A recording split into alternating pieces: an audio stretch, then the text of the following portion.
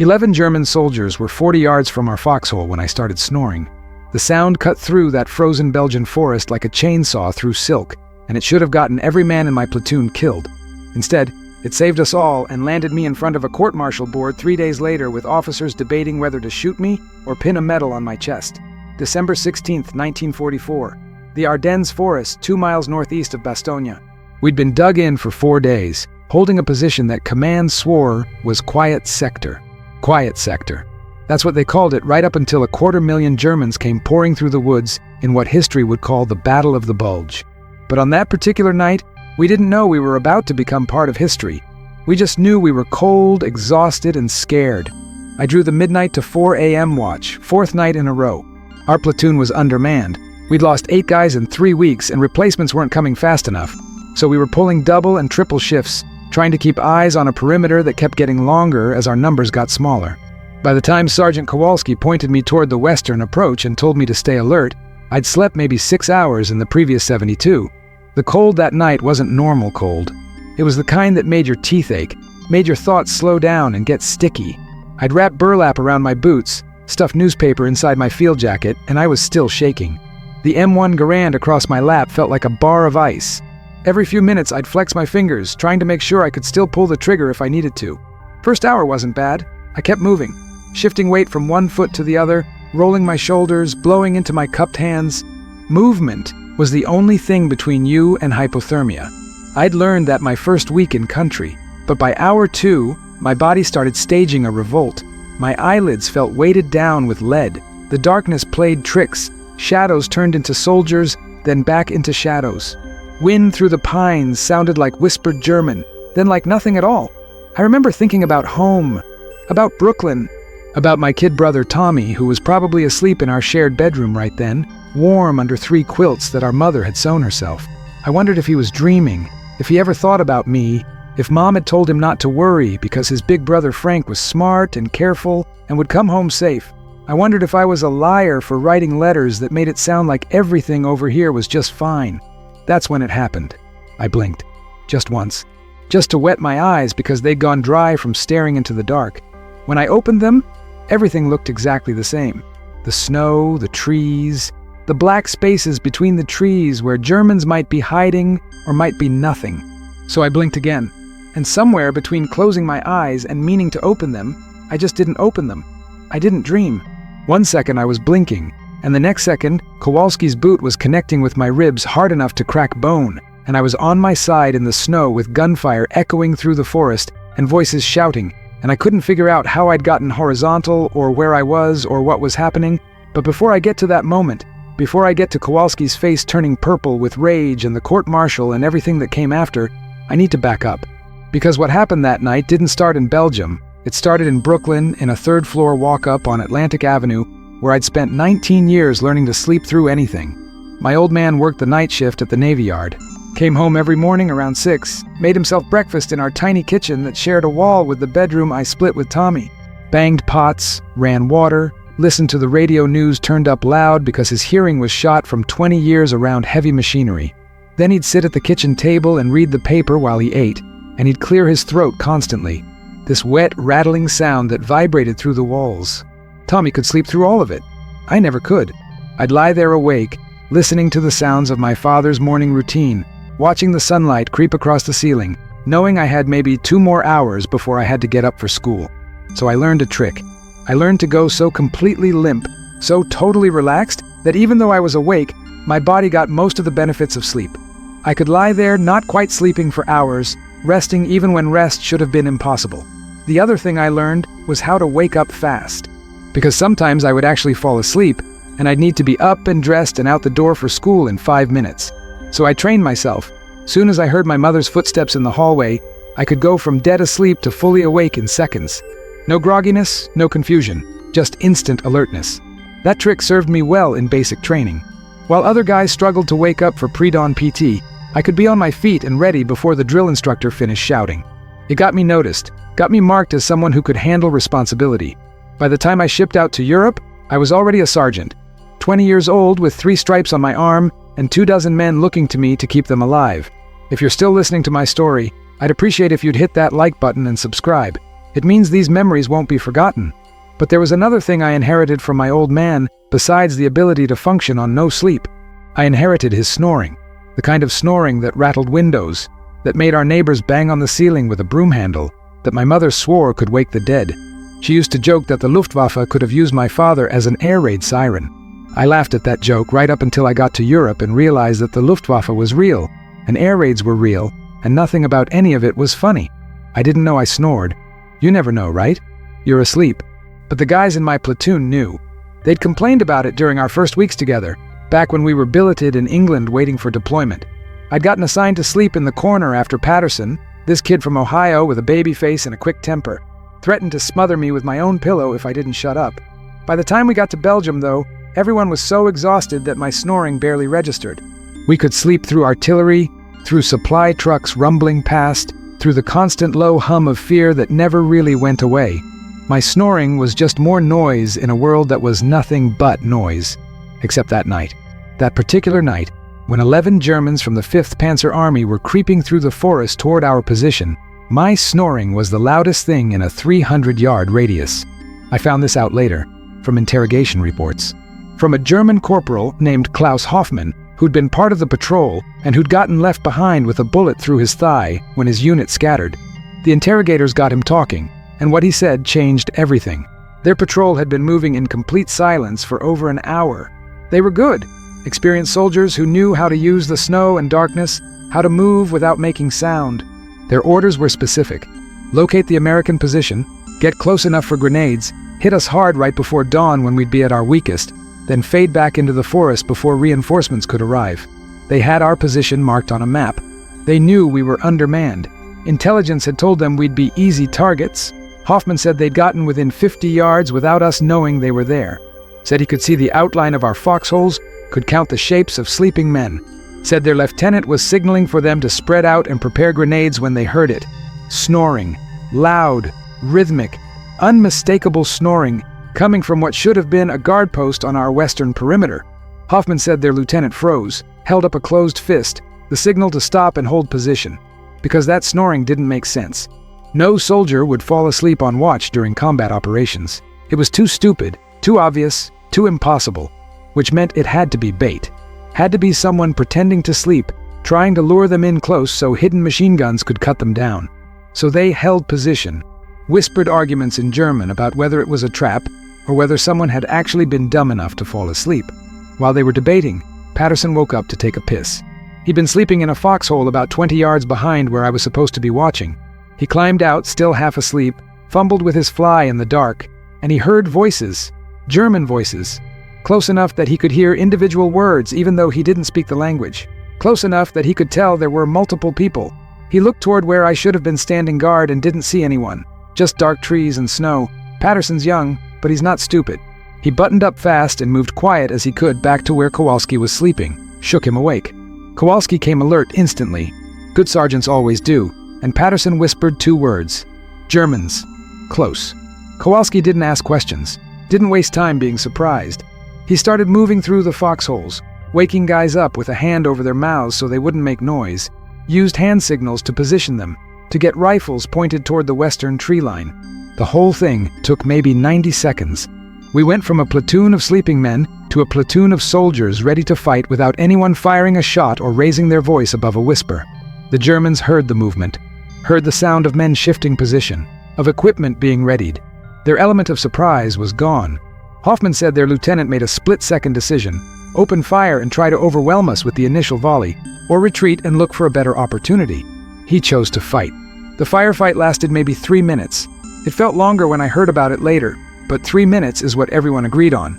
The Germans had the first shots because they were already positioned and ready, but we had more men and better positions. And we weren't surprised, which was the thing that should have been impossible. Muzzle flashes lit up the forest like strobes. The sound was enormous, rifle fire and shouting and someone screaming in German. Snow kicked up everywhere. I learned later that one of our guys, Rodriguez from Texas, took a round through his shoulder but kept firing anyway. The Germans threw 2 grenades that landed short and exploded harmlessly in the snow between their position and ours. And through all of it, I was asleep, slumped against a tree about 40 yards south of the main action, rifle across my lap, mouth hanging open, snoring like my old man on a Sunday afternoon. Dead to the world while the world tried to kill everyone around me. The Germans broke first. 2 of their guys were down. 1 dead, 1 dying. The rest scattered back into the forest, moving fast and leaving their wounded behind. Kowalski didn't order anyone to pursue. We didn't know how many more Germans might be out there, and going into the dark forest after a retreating enemy was a good way to run into an ambush. So we held position, kept our rifles trained on the trees, and waited for dawn. That's when Kowalski came looking for me. I woke up to his boot in my ribs. Not a nudge, a full-force kick that lifted me off the ground and dumped me sideways into the snow. I couldn't breathe for a second, couldn't figure out where I was or what was happening. My hand scrambled for my rifle, but Kowalski kicked it away before I could grab it. "You stupid son of a bitch," he said. His voice was quiet, controlled, which somehow made it worse than if he'd been yelling. "You fell asleep, on watch, while we were in combat." I opened my mouth to say something. What, I don't know, but he cut me off. "Shut your mouth, Sullivan. Don't say a goddamn word." He was shaking. I could see it even in the pre-dawn darkness, his whole body trembling with rage or fear or both. "You have any idea what you did? Any idea what almost happened?" Behind him, I could see the rest of the platoon. Some were still in firing positions, watching the trees. Others had turned to look at us, at me. Their faces ranged from angry to scared to something that looked like disgust. Patterson was there, standing next to Rodriguez, who had his shoulder wrapped in a bandage already turning red. Patterson looked at me like I was something he'd scraped off his boot. "Get up," Kowalski said.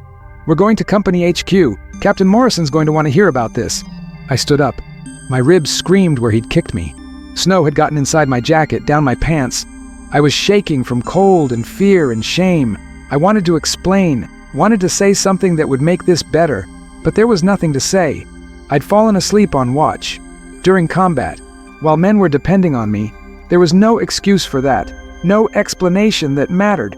If you're still listening to my story, I'd appreciate if you'd hit that like button and subscribe. It means these memories won't be forgotten. The walk to company headquarters took 20 minutes. It was maybe half a mile, but it felt like 10. Kowalski didn't speak to me, didn't look at me, just walked ahead with his rifle over his shoulder while I followed behind like a prisoner, which, I guess, is what I was. Company HQ was set up in an old Belgian farmhouse that had probably been nice before the war.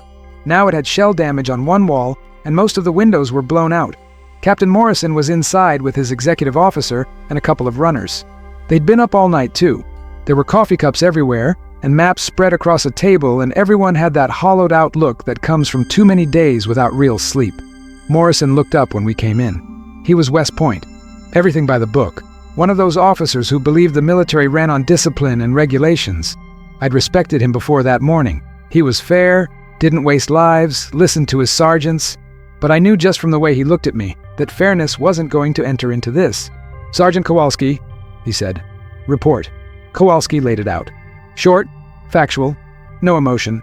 German patrol approached our position around 0300 hours. Private Patterson detected their presence and alerted Kowalski. Platoon took defensive positions, engaged the enemy, drove them off with enemy casualties. 1 U.S. wounded, non-critical. Then Kowalski paused, and I could see him choosing his words carefully. "Sir, when I went to check on the western perimeter guard post after the engagement, I found Sergeant Sullivan asleep. He did not wake during the firefight. He was not at his assigned position and had failed to detect the enemy approach." Morrison's face didn't change. He looked at me for a long moment. Then he said, "Sergeant Sullivan, is this accurate?" "Yes, sir." "What else could I say?" "You fell asleep on watch." "During combat operations?" "Yes, sir." "You understand that this is a capital offense under military law?" "Yes, sir." And I did. I knew they could shoot me for this. Men had been executed for less. Morrison looked at Kowalski. "Sergeant, confine Sullivan to quarters under guard. I'll convene a summary court-martial. We'll deal with this properly." They put me in a cellar under another farmhouse. Not a real brig. We didn't have one. Just a cold room with a locked door and a guard outside. They gave me a blanket and a bucket and left me there. I sat on the stone floor with my back against the wall and tried to figure out how I'd screwed up so completely. I'd been tired. We were all tired. But that wasn't an excuse.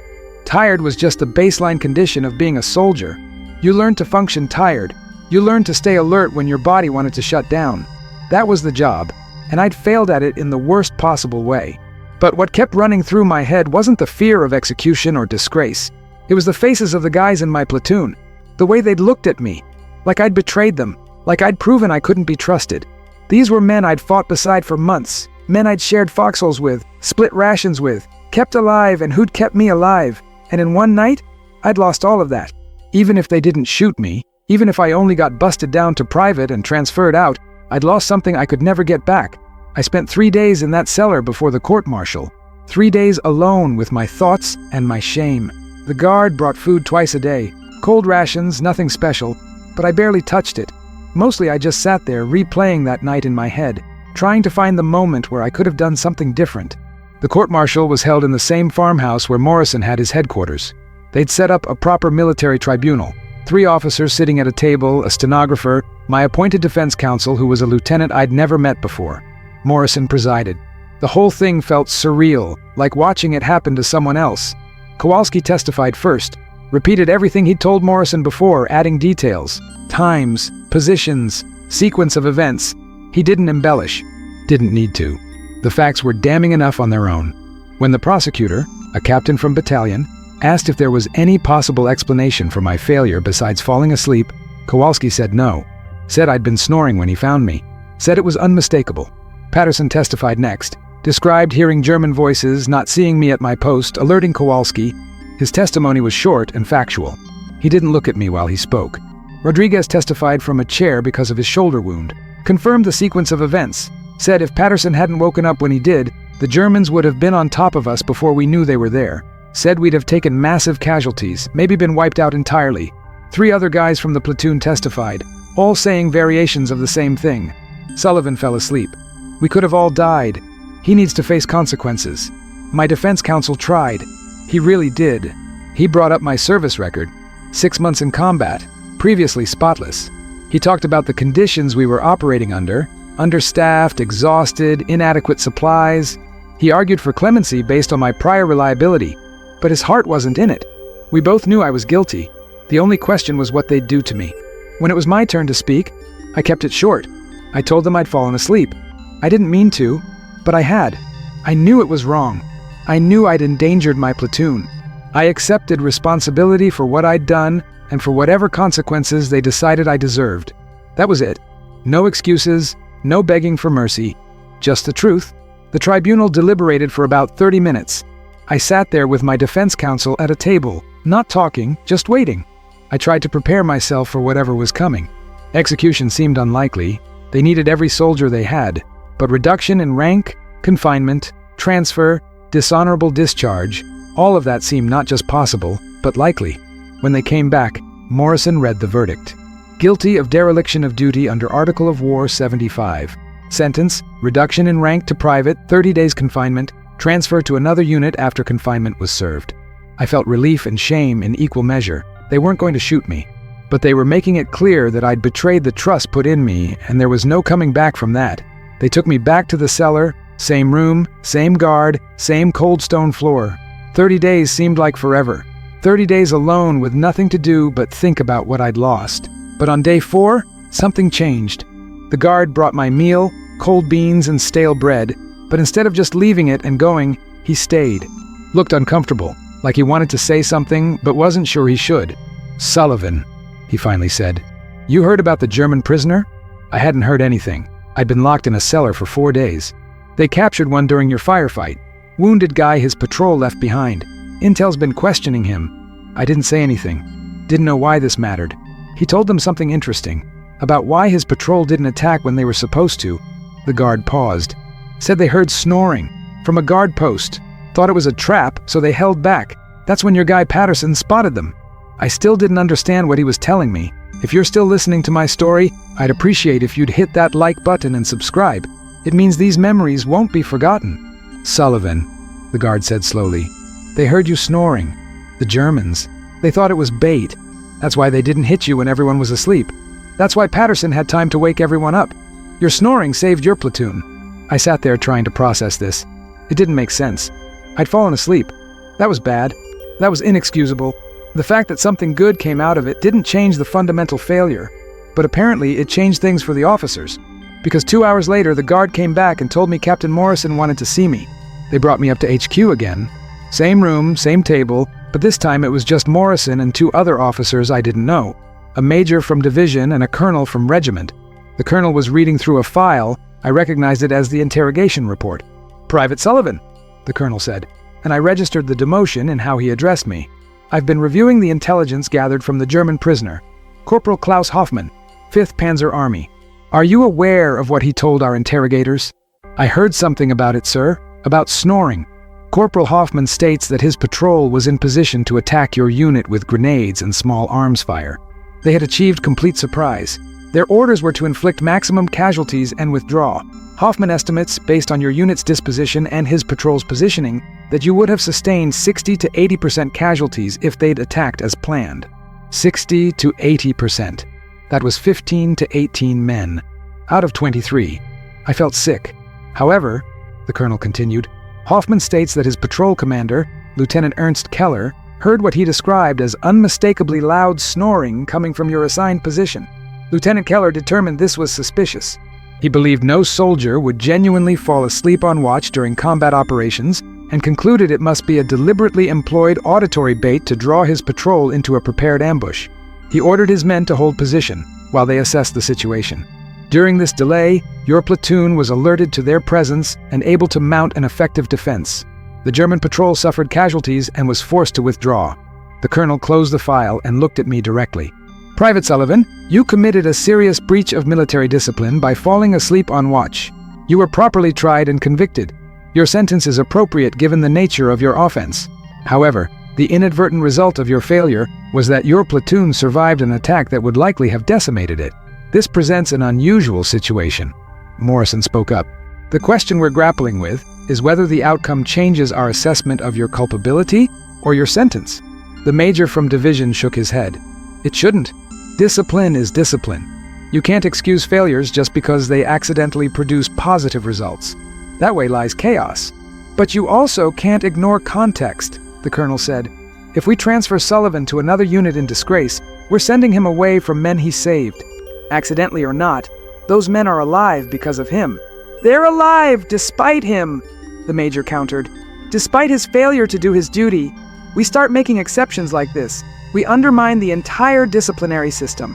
They went back and forth for a while. I just stood there, not sure whether I should feel relieved or more guilty. Everything they were saying was true. I had screwed up. Men were alive because of that screw-up. Both things could be true at once, and I had no idea how to reconcile them. Eventually, Morrison made a decision. The verdict and sentence stand. Sullivan was convicted properly and will serve his confinement. However, after his 30 days, he'll be returned to his original unit rather than transferred. The men who lived because of what happened deserve to see that we're not sweeping this under the rug, but they also shouldn't lose a soldier who, despite everything, has a clean record before this incident. It was a compromise that made nobody happy. I could see it in their faces. The major thought I was getting off too easy. The colonel thought I was being punished too harshly. Morrison looked like he was just trying to find some middle ground between competing principles. They sent me back to the cellar to finish my confinement. 26 more days of cold stone and silence and my own thoughts for company. But now those thoughts were different. Now I had to sit with the fact that I'd saved lives by failing at my job, that my biggest mistake had accidentally prevented something terrible, that I'd been simultaneously the worst soldier and the luckiest soldier in the platoon. I spent those weeks trying to make sense of it, trying to figure out if I deserved punishment or gratitude or both, trying to imagine what it would be like going back to the platoon after this. The guys knew I'd fallen asleep. By now, they probably knew about the interrogation report too. How were they supposed to feel about me? How was I supposed to feel about myself? When the 30 days were up, they released me, gave me back my rifle and my gear. I was Private Sullivan now, bottom of the hierarchy. All my stripes gone, all my authority gone. Just another enlisted man in a platoon that used to be partly mine. The walk back to the platoon position took an hour. It was late January by then, still cold, but the immediate crisis of the Bulge was over. We'd held Bastogne. The Germans had failed to break through. Things were still dangerous, but the sense of imminent catastrophe had passed. I found the platoon dug in along a ridge overlooking a valley. They'd moved positions twice since I'd been gone, following the advance as we pushed the Germans back. When I walked up to the perimeter, the first person I saw was Patterson. He looked at me for a long moment, then nodded. Didn't smile. Didn't say anything. Just acknowledged that I was there. Kowalski was checking positions when I reported. He looked me up and down, taking in the missing stripes on my uniform. "Sullivan," he said, "welcome back. You're assigned to 2nd Squad. See Corporal Jenkins for your position." That was it. No speech, no commentary, no questions about how I was doing. Just straight back to business like I'd never left. I didn't know if that was kindness or cruelty, or just Kowalski being Kowalski. 2nd Squad was led by Jenkins, a farm kid from Iowa who'd gotten promoted while I was gone. He was younger than me, less experienced, but he wore his 2 stripes with quiet confidence.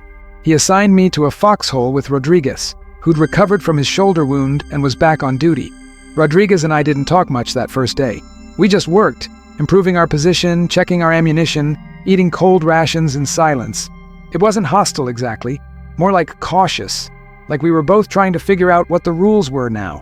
That night, after dark, Rodriguez finally spoke. "You know what the guys are calling you?" I didn't want to know, but I asked anyway. "What?" "The lucky fuck-up." He said it without heat, just stating a fact. "Half the platoon thinks you're a disgrace. Other half thinks you're some kind of guardian angel. Nobody can figure out which." "What do you think?" Rodriguez was quiet for a while. Then, "I think you screwed up. I think you got lucky. I think those things aren't connected. And I think you're going to spend the rest of your time in this platoon trying to prove you're not the guy who fell asleep." He was right. That's exactly what I spent the next 4 months doing. Every watch I pulled, I stayed awake. Didn't matter how tired I was, how cold, how boring the hours were, I stayed alert. I volunteered for the worst assignments. Forward observer, point man, ammo runner during firefights. Anything that was dangerous or miserable, I raised my hand. Not because I wanted to die, because I needed to show, needed to prove to myself as much as anyone that I could be trusted. Some guys came around. Patterson eventually started talking to me again. Not friendly exactly, but professional. He'd nod when we passed, ask how I was holding up, offer me a cigarette during breaks. Small gestures that meant more than they should have. Others never forgave me. There was a guy named Morrison, no relation to the captain, who'd lost his best friend in a different firefight a week before the incident. He blamed me anyway. Said if I'd been more alert, maybe other guards would have been too. Maybe his friend would still be alive. The logic didn't track, but grief doesn't care about logic. Every time he looked at me, I could see the contempt in his eyes. If you're still listening to my story, I'd appreciate if you'd hit that like button and subscribe. It means these memories won't be forgotten. Kowalski was the hardest to read. He was professional, gave me orders, checked my work, but there was a distance that hadn't been there before. We'd been friends, in the way sergeants can be friends with other sergeants. We'd shared a flask of stolen cognac once back in France. We'd covered for each other, trusted each other. That was gone. I was just another soldier now. Maybe a soldier he kept slightly closer track of, but nothing more. The war moved on. We moved with it, pushed through Belgium into Germany, saw things that made that night in the Ardennes feel small by comparison. I did my job, stayed alert, proved myself over and over in small ways that nobody probably noticed but me. In March, we were clearing a German town, I don't even remember the name, when we got pinned down by a machine gun nest in a church tower. We were stuck in the street, taking fire, losing guys. The machine gun had perfect elevation and clear lines of sight. We couldn't advance, couldn't retreat, could barely move. I spotted an approach, a drainage ditch that ran along the side of the street, partially obscured by rubble. It was exposed at the end, maybe 15 yards of open ground to get to the church's side entrance. Whoever went down that ditch was probably going to catch bullets when they broke cover. I looked at Kowalski. He was thinking the same thing I was. Someone needed to flank that position. Someone needed to get into that church and take out the machine gun crew. He opened his mouth to call for a volunteer, and I was moving before he could finish the word. Went down that ditch low and fast, keeping my head down while bullets chewed up the rubble above me. Hit the open ground and just ran, waiting for the impact that would drop me. Made it to the side door, old wood, half rotted. Kicked it in and went through. The interior of the church was a wreck, pews shattered, plaster dust everywhere, religious statuary broken on the floor. The machine gun was still chattering from the tower. I could hear the crew talking, 2 voices, maybe 3. Took the stairs 2 at a time, rifle ready. Came up through the tower entrance and found 3 German soldiers, 2 on the gun, 1 feeding ammunition. They heard me and started to turn. I fired first. Won't describe the details, but when it was done, the machine gun was silent and I was the only one standing. I signaled out the tower window, all clear. Watched our guys get up and start moving again. Watched them advance through the street that had been killing ground seconds before. When I came down, Kowalski was waiting. He looked at me for a long moment. Then he said, "Good work, Private," and something in his voice was different. Not warm, not friendly, but something had shifted. Recognition, maybe, or just acknowledgement that I'd done something that needed doing. We pushed on. April came, then May. And then one morning, we woke up and someone said the war was over. Germany had surrendered. We'd won. It didn't feel like winning. It felt like surviving, like we'd all been holding our breath for months and could finally exhale. Some guys cried, some guys got drunk, some guys just sat there in silence, trying to figure out what came next. I sat in a foxhole that didn't need to be a foxhole anymore, and thought about that night in December, about falling asleep, about snoring, about German soldiers who heard me and thought it was a trap, about Patterson waking up to take a piss at exactly the right moment, about all the tiny random chances that added up to 23 men being alive instead of dead. I thought about the court-martial, about the colonel saying I'd saved the platoon accidentally, about spending 30 days in a cellar knowing I'd failed and succeeded in the same moment, about the looks on the faces of the guys who'd survived because of my mistake. And I realized something. I realized that war doesn't care about your intentions, doesn't care if you meant well or tried hard or followed the rules. All it cares about is results. And the results were that my platoon lived. The how and why mattered to me, mattered to the officers who tried me, mattered to the guys who had to decide how they felt about me. But to war itself, it was just another night where some soldiers lived and some soldiers died, and the reasons were mostly just luck and timing. We shipped home in June, long boat ride back to New York. I stood on the deck as we came into harbor, saw the Statue of Liberty, felt like I was supposed to feel something profound, but mostly I just felt tired. My family was waiting at the dock. My mother, my father, Tommy, who was 16 now and looked like he'd grown a foot. They hugged me and cried and said how proud they were. I tried to smile, tried to be the son they remembered, but I wasn't that person anymore. That person had never fallen asleep on watch, had never been court-martialed, had never taken a life or watched friends die or learned that sometimes your worst failures save lives and your best efforts aren't enough. I didn't tell them about December, about the court-martial, about losing my stripes, about any of it. I just said I'd done my job and come home and everything was fine. And they believed me because they wanted to believe me and because the alternative was too complicated to explain. Years passed Continuar 2307. I got married, had kids, worked construction, lived a normal civilian life. I almost never talked about the war. When people asked, I'd give them the sanitized version, served with the 2nd Infantry Division, fought in Belgium and Germany, came home when it ended. Nothing about the nights I couldn't sleep. Nothing about the faces of German soldiers I'd killed. Nothing about falling asleep and snoring and accidentally saving lives. In 1967, 23 years after that night in the Ardennes, I got a letter. Return address from Milwaukee, Wisconsin. Inside was a note from Patterson, the kid from Ohio, except he wasn't a kid anymore. He was 43 years old, married with 4 kids, working as a high school teacher. He'd tracked me down through veteran registries, said he'd been thinking about the war, about our platoon, about that night, said he'd told his wife the story, the whole story, and she'd asked him if he'd ever thanked me. He realized he hadn't, so he was thanking me now, saying that he was alive because I'd been a screw-up who snored, that his kids existed because of that he'd spent 23 years feeling complicated about what happened, but he'd finally settled on gratitude. I wrote him back, told him I'd spent 23 years feeling complicated about it too, told him I still didn't know if I deserved credit for something I did by accident, told him I was glad he was alive, glad he had kids, glad he'd made it home. We corresponded for years after that. Christmas cards, occasional phone calls. He organized a reunion in 1984, 40th anniversary of the Bulge. Managed to track down 17 guys from the original platoon. Some I remembered clearly. Some I barely recognized. We were all old men by then, with gray hair and bad knees and grandkids. We didn't talk much about specific battles. Mostly we told jokes, showed pictures of our families, complained about getting old. But on the last night, after everyone else had gone to bed, Rodriguez and I sat in the hotel bar. We were the last 2 awake, nursing beers neither of us should have been drinking with our medications. You ever think about that night? He asked. Didn't need to specify which night. We both knew. Every time I can't sleep, I said. Which is most nights. Me too. He rolled his beer bottle between his hands. I got shot because of you. Did you know that? The bullet that went through my shoulder. I wouldn't have been in that position, wouldn't have been awake, wouldn't have been in the line of fire if you'd been doing your job. I didn't know what to say to that. But I'd be dead if you had been, he continued. If you'd been alert, you'd have spotted them sooner. Would have woken us up, we'd have taken defensive positions. They'd have hit us with grenades while we were scrambling. I'd be dead. Patterson'd be dead. Most of us would be dead. You can't know that. Yeah, I can. Intel report said so. Their plan was grenades followed by automatic weapons fire. We'd have been torn apart. He took a long drink. So I got shot in the shoulder because you fell asleep. And I got to live to be 62 because you snored. How's a guy supposed to feel about that? I don't know. How do you feel about it?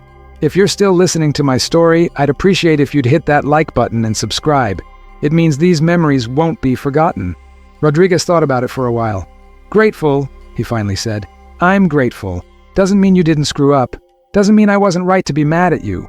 But I'm alive, and my kids are alive, and my grandkids are alive. That's worth something. We sat there in silence, two old men who'd survived something together that neither of us fully understood. Eventually, Rodriguez stood up, clapped me on the shoulder, the good one, and headed to bed. I stayed at the bar a while longer thinking. I thought about luck and failure and consequences, about how life doesn't follow clean narratives, about how you can do everything right and die anyway, or do everything wrong and live, about how carrying that knowledge for 40 years doesn't make it easier, just makes it heavier. I thought about Kowalski, who died in a car accident in 1971, never made it to retirement, never got to see how the story ended. I wondered if he'd forgiven me by then, or if forgiveness was even the right word for what we'd been through together. I thought about the German soldiers I'd killed in that church tower, about Klaus Hoffmann, the prisoner who'd told interrogators about the snoring, about Lieutenant Ernst Keller, who'd made the decision to hold back, about all the German soldiers who'd gone home and grown old like we had, or who'd died and never got the chance. War makes you part of things you'll never fully understand, connects you to people in ways that can't be explained to anyone who wasn't there. That night in December connected me to 23 American soldiers and 11 German soldiers in a moment that lasted minutes but changed everything. I'm 99 years old now. Most of the guys from that platoon are gone. Patterson died last year. Heart attack. Peaceful in his sleep. Rodriguez passed in 2003. The reunion in '84 was the last time we all got together. Now it's just me and maybe two others, and we don't talk anymore. I've thought a lot about whether I should tell this story, about whether it means anything to anyone besides us, about whether people would understand or just see an old man trying to justify a failure. But here's what I've decided. I'm telling it because it's true, because those men lived and died and deserve to be remembered, because war is complicated and messy and doesn't fit into clean stories about heroes and villains, because sometimes your worst moment and your best moment are the same moment, and you spend the rest of your life trying to figure out what that means. I fell asleep on watch in December 1944. It should have gotten me killed. Should have gotten my entire platoon killed. Instead, it saved 23 lives. I got court-martialed for it, lost my rank, spent 30 days in confinement, and I'd do it all the same way again because those 23 men got to go home. Did I deserve credit? No. I screwed up. But I also learned something that night that stayed with me for 75 years. Sometimes you don't get to choose between being right and being lucky. Sometimes luck matters more than righteousness. And sometimes the best thing you can do is survive and let other people survive and try to make peace with the fact that you'll never fully understand how or why. I learned to live with the contradiction, learned to carry both the shame and the gratitude, learned that you can be court-martialed and celebrated, hated and thanked, wrong and right, all at once. The night after that reunion in '84, I had a dream. I was back in the Ardennes, back at my guard post, but this time I stayed awake. I saw the German patrol coming. I alerted the platoon. We took defensive positions, and when the Germans hit us with grenades and automatic fire, we weren't ready enough. We fought back, but we were scrambling, disorganized. The dream showed me bodies in the snow. Patterson, Rodriguez, Kowalski, 23 men who in this version didn't make it home. I woke up gasping, heart pounding, and I realized the dream was showing me the other timeline. The one where I did my job. The one where doing my job killed everyone. Maybe it wouldn't have happened that way. Maybe we'd have been fine. Maybe we'd have fought them off anyway. I'll never know. None of us will. All I know is what did happen. I fell asleep. I snored. The Germans heard it and thought it was a trap. Patterson woke up at the right moment. We survived. That's the story. That's what happened. Make of it what you will. I'm telling it now because I'm 99 years old and I won't be around much longer. Because those men deserve to be remembered, not just as statistics or names on a memorial, but as actual people who lived and went home and had families and grew old. Because war stories aren't always about heroism. Sometimes they're about failure and luck and the razor-thin line between disaster and survival. And because I want people to understand something. When you hear about soldiers, about what they did in war, remember that it's complicated. Remember that sometimes people survive for random reasons. Remember that the difference between a hero and a coward might be nothing more than timing and circumstances and pure dumb luck. I was never a hero. I was a kid from Brooklyn who fell asleep when he shouldn't have. But I was also part of something bigger than myself, something I didn't choose and couldn't control. And 23 men lived because of my failure. I've made peace with that. It took me most of my life, but I've made peace with it. The Army eventually gave me my stripes back. Different unit, different time, different circumstances. I re-enlisted after the war, figured I didn't know how to do anything else, and served another 15 years. Made it to staff sergeant before I retired, but I never forgot those months as Private Sullivan. Never forgot what it felt like to lose everything and have to build it back from nothing. And I never fell asleep on watch again. Not once in all those years. Not because I was afraid of another court-martial, because I'd learned what was at stake. Because I'd seen how thin the margin was between life and death. Because I owed it to the guys who'd lived to make sure I never failed them again. This year is 2024. 80 years since that night in the Ardennes. Most people who remember World War II firsthand are gone now. Soon all of us will be gone, and it'll just be history books and documentaries and monuments. The actual memory, the feeling of being there, of being cold and scared and trying to stay alive, that'll be lost. So I'm putting this down. I'm telling this story, not because I'm proud of falling asleep, not because I think I'm special, but because those 23 men were real. Patterson was real. Rodriguez was real. Kowalski was real. The German soldiers were real. That night was real. And someone should remember that it happened, and what it meant and how complicated the whole thing was. If you're still listening to my story, I'd appreciate if you'd hit that like button and subscribe.